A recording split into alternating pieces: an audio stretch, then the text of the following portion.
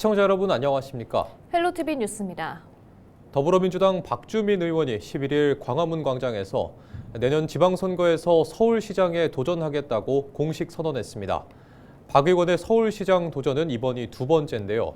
박 의원은 이 자리에서 지난 10년을 되돌아보며 힘없는 자의 힘이 되기 위해 인권 변호사가 되어 시민을 대변하기 위해서라면 어디든 달려갔고 새로운 상상력으로 사회와 제도를 바꾸기 위해 국회로 갔다며 이제는 서울을 누구나 자신의 잠재력을 끝까지 펼칠 수 있는 기회의 도시로 만들겠다고 각오를 밝혔습니다.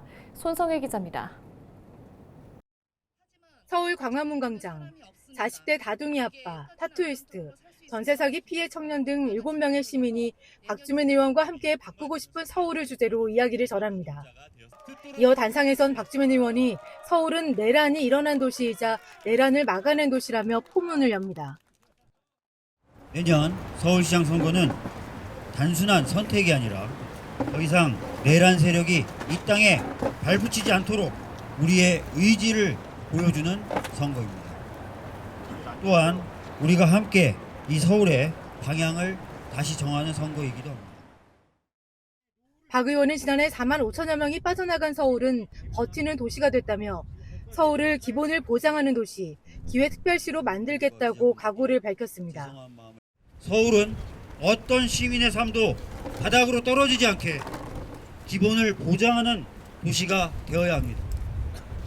그리고 누구나 자신의 잠재력을 끝까지 펼칠 수 있는 기회의 도시가 되어야 합니다. 기본특별시 서울로의 전환, 그리고 기회특별시 서울로의 도약입니다. 박 의원은 기본기회특별시를 위한 과제로 주거안정과 돌봄 안전망 구축, 사각지대 없는 교통 시스템, AI 사회전환, 환경과 경제가 함께 성장하는 서울, 세계 문화수도 서울로 도약 등을 약속했습니다. 그러면서 박주민과 함께하는 서울은 도쿄를 넘어 뉴욕, 런던과 경쟁하는 도시가 될 것이라고 자신했습니다. SH공사를 주택 공급 및 관리 전담 기관으로 확실하게 재편하겠습니다. 청년과 신혼부부를 위한 부담 가능한 주택을 공공과 민간의 투트랙으로 적극 확충하겠습니다. 아동, 노인, 장애인, 긴급 돌봄을 모두 하나로 연결하는 통합 돌봄 안전망을 구축하겠습니다. 강북횡단선, 복동선, 서부선, 이 멈춰선 노선들을 다시 움직이게 하겠습니다. 인권 변호사 출신으로 은평구 갑을 지역구로 둔 박주민 의원은 더불어민주당 삼선 중진 의원으로 현재 국회 보건복지위원장을 맡고 있습니다. 진심으로 말씀드립니다. 누구보다 뜨거운 가슴을 가지고 있고 누구보다 뜨거운 서울에 대한 사랑을 가지고 있고 누구보다 더 뜨거운 여러분들에 대한 애정이 있는 사람, 바로 그 사람이 저 박주민입니다, 여러분. 헬로티비 뉴스 손성혜입니다. 양천구가 한파로부터 취약계층을 보호하기 위해 전담 인력을 구성하고 집중관리에 들어갔습니다. 이를 위해 독거 어르신과 장애인 등 건강 취약계층 900여 명을 집중 모니터링 대상자로 지정하고 관리를 강화할 예정입니다. 한파특보 시에는 방문 간호사 등 전담 인력이 방문해 기상 상황을 전달하고 실시간 안전을 확인할 계획입니다. 만성 질환을 겪는 어르신을 위해선 자가 건강 관리를 위해 AI와 IoT를 기반으로 하는 건강 앱을 활용해 관리를 도울 예정입니다. 은평구가 보건복지부의 지역복지사업 평가에서 사회서비스 일자리 창출 부문 대상을 받았습니다. 보건복지부는 매년 전국 17개 시도와 200여 개 시군구를 대상으로 지역복지사업 평가를 시행해 우수지자체를 선정하고 있습니다.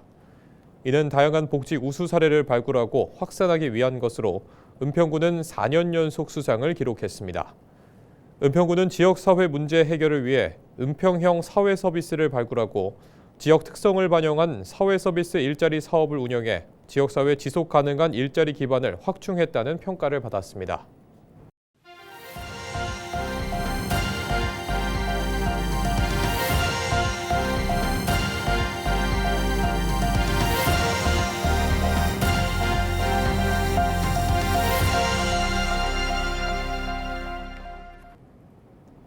10일 경기도의회 예산결산특별위원회가 열렸습니다. 일산대교 통행료 지원 예산이 관심의 대상이었는데요. 국비 확보가 무산되면서 예결위 위원들은 부정적인 의견이 많았습니다. 보도에 백영선 기자입니다. 일산대교 통행료 무료화가 점점 안개 속으로 빠져들고 있습니다. 경기도는 당초 내년 1월 1일부터 일산대교 통행료를 완전 무료화하겠다는 계획이었습니다. 국비 100억 원, 도비 200억 원, 기초지자체 100억 원을 투입해 통행료 지원을 하겠다는 것이었습니다. 하지만 국비 100억 원 확보가 무산되고 도비 200억 원 지원도 불투명한 상황입니다. 10일 열린 경기도의회 예산결산특별위원회 예산심사에서 위원들은 국비와 시비 확보 없이 도비를 투입하는 데 부정적이었습니다. 정부와 시군 분담이 확실히 딱 확약을 하기 전에는 이 예산 세워져서는 안 됩니다. 이거. 따라서 국비 및 시군 매칭 비율이 확정되고 협약서가 딱 체결될까지 본 예산은 삭감하는 게 맞다고 생각합니다. 김포 출신 홍원길 위원은 정부, 경기도, 기초지자체 모두 다른 방향을 바라보고 있다고 지적했습니다. 국비가 확보되지 않은 상황에서 경기도가 편성한 도비 200억 원 자체도 사실 도의회 예결위 심사에서도 상당한 논란이 예상되고 있어요. 뒤죽박죽이에요, 지금. 시민들은 어떻게, 경기도민들은 지금 도대체 이게 어떻게 가고 있는가? 특히 김포, 고양, 파주 도민들은 말이죠. 컨트롤 타워가 없는 거예요. 한편 김포시의회는 10일 예결위를 열고 일산대교 통행료 지원 예산 9억 원을 통과시켰습니다. 김포시는 경기도의 도비 확보가 되지 않더라도 출퇴근 시간 통행료 50% 지원을 계획대로 추진하겠다는 입장입니다. 저희 시는 저희 시 자체의 계획이 있기 때문에 만약에 이제 아까 지적하신 것처럼 조례안과 제 예산안이 결정이 되면 저희 자체적으로 저희 김포 시민을 위해서 이제 출퇴근 시간대 50%를 지원하는 정책으로 진행은 할 계획입니다. 경기도의회는 오는 17일 예결위와 24일 본회의를 거쳐 일산대교 통행료 지원 예산에 대한 결론을 낼 예정입니다. 김포시의회는 그보다 앞선 15일 본회의에서 통행료 지원에 대한 조례와 예산안을 최종 결정합니다. 헬로티비 뉴스 백영성입니다. 인천시가 전국 광역단체로는 처음으로 외로움 돌봄국을 신설해 고립 은둔 시민과 1인 가구 등에 대한 지원을 강화하기로 했는데요. 이에 앞서 외로움 대응단을 발대하고 외로움 대응의 본격적인 시작을 알렸습니다. 자세한 내용 송유찬 기자가 취재했습니다. 인천 지역의 1인 가구는 41만 2천 가구, 전체 가구의 32.5%를 차지하고 있습니다. 특히 매년 6%씩 증가하고 있어 1인 가구 수는 더욱 늘어날 것으로 보입니다. 여기에 고립은둔 청년도 3만 9천여 명에 달하고 있습니다. 지난해 인천에서 고독사 사망자는 260명, 자살 사망자는 935명으로 하루 평균 2.6명이 스스로 생을 마감했습니다. 인천시가 인천 시민의 외로움과 고립 문제를 지원하기 위해 내년 1월 외로움 돌봄국을 신설합니다.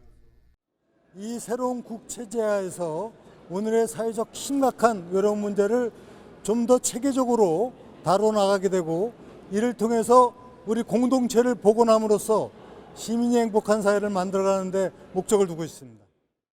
외로움 돌봄국은 외로움 돌봄과와 외로움 돌봄 정책과로 구성됩니다. 그동안 고립 은둔에만 국한돼 있던 사업을 확장해 1인 가구와 외롭다고 생각하는 시민 누구나 도움을 요청할 수 있도록 하겠다는 것입니다. 또 민간 기업과의 용역 계약으로 내년 4월부터 외로움 콜센터도 운영합니다. 콜센터는 외로움과 고립감 등을 느끼는 시민이 심리적인 안정을 찾을 수 있게 상담을 진행하며 24시간 근무 형태로 언제든지 도움을 요청할 수 있습니다.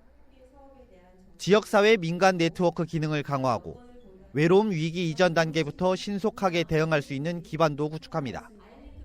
이를 위해 외로움 대응단이 꾸려졌습니다. 지금까지의 정책들이 주로 취약계층이나 어떤 특정 계층들을 위한 지원 사업이 중심이었다면 일반 시민들이 누구나 느낄 수 있는 외로움을 그 정책 대상으로 확대하여 사회적 위기에 대한 예방과 대상자 발굴을 보다 적극적으로 추진하겠습니다. 내년 1월 외로움 돌봄국 출범을 앞두고 새롭게 구성된 외로움 대응단. 안전한 도시 인천을 향한 시작이 될 수 있을지 관심이 모아지고 있습니다.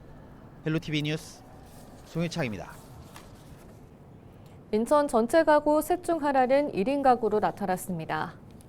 국가 데이터처가 발표한 2025 통계로 보는 1인 가구 자료를 보면 지난해 인천 126만 8천 가구 중 1인 가구는 41만 2천 가구로 집계됐습니다. 전체 비중은 32.5%에 달했습니다. 전체 비중은 전국 평균인 36.1%보다 낮았지만 60대 1인 비중은 전국에서 가장 높았습니다. 60대 평균은 17.6%인 반면 인천은 19.2%였습니다. 30대도 18%, 40대 13.8%, 50대 16.6% 등 1인 가구 비중도 전국 평균보다 높았습니다. 인천지방의회 의원들이 해외 출장 항공료를 부풀렸다는 의혹에 대해 경찰이 수사에 나섰습니다. 인천경찰청 반부패 경제범죄수사대는 인천기초의원 등 20명을 사기 등의 혐의로 불구속 입건해 조사 중이라고 밝혔습니다. 지난 10월 불구속 입건한 12명에서 8명이 추가된 것입니다. 이들은 2023년부터 지난해까지 지방의회 의원 등의 국외 출장 과정에서 항공권 영수증 금액을 위변조해 항공료를 부풀린 뒤 차익을 다른 경비로 사용한 혐의를 받고 있습니다. 경찰은 다음 달 수사를 마무리하고 이들을 검찰에 송치하겠다는 방침입니다. 앞서 국민권익위원회는 지난해 말 243개 지방의회를 대상으로 국외 출장 실태를 점검해 항공권을 위변조한 사례 405건 등을 확인했습니다. 경찰은 권익위의 수사 의뢰에 따라 입건 전 조사를 진행해 왔습니다. 서울시가 관광 분야 경쟁력을 높이기 위해 정부의 6가지 규제 개선을 건의했습니다. 먼저 일반 주거지역에서 관광 소형 호텔을 지을 때 건축물과 이격거리를 둬야 하는 규정과 대지의 15% 이상을 조경으로 조성해야 하는 규정을 완화해달라고 요청했습니다. 또 현재 외국인만 이용할 수 있는 외국인 관광 도시 민박업 이용 대상자를 내국인까지 확대하고 주거용 건물에서도 여행사 창업을 허용할 것을 요구했습니다. 공항 등 일부 공간으로 제한되어 있는 외국인 환자 유치 우수병원의 의료 광고 장소를 확대하고 정부의 허가 없이 한강 친수지구에서 체육시설을 설치할 수 있도록 요청했습니다. 서울시가 중국 바이오 헬스케어 전문 투자 기업으로부터 5천만 달러 규모 투자를 유치했습니다. 서울시는 중국 상하이 하이라이트 캐피털 본사를 찾아 서울투자와 서울지사 설립을 위한 업무 협약을 체결했습니다.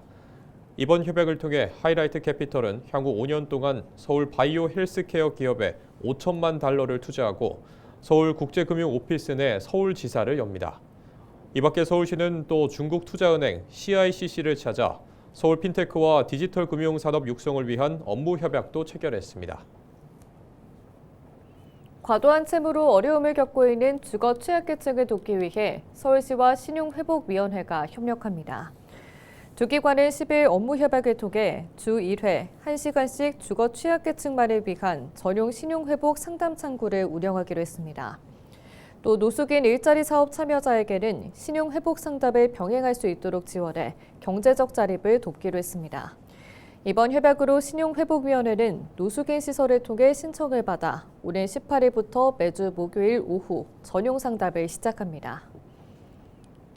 경기도가 2026년부터 2030년까지 5년간 추진할 인권정책 로드맵 제3차 인권보장 및 증진 기본계획을 발표했습니다. 상생, 평등, 존중, 포용의 4가지 가치를 기반으로 총 119개 사업에 7조 3천억 원 규모가 투입됩니다. 이상으로 뉴스를 마칩니다. 시청해주신 여러분 고맙습니다.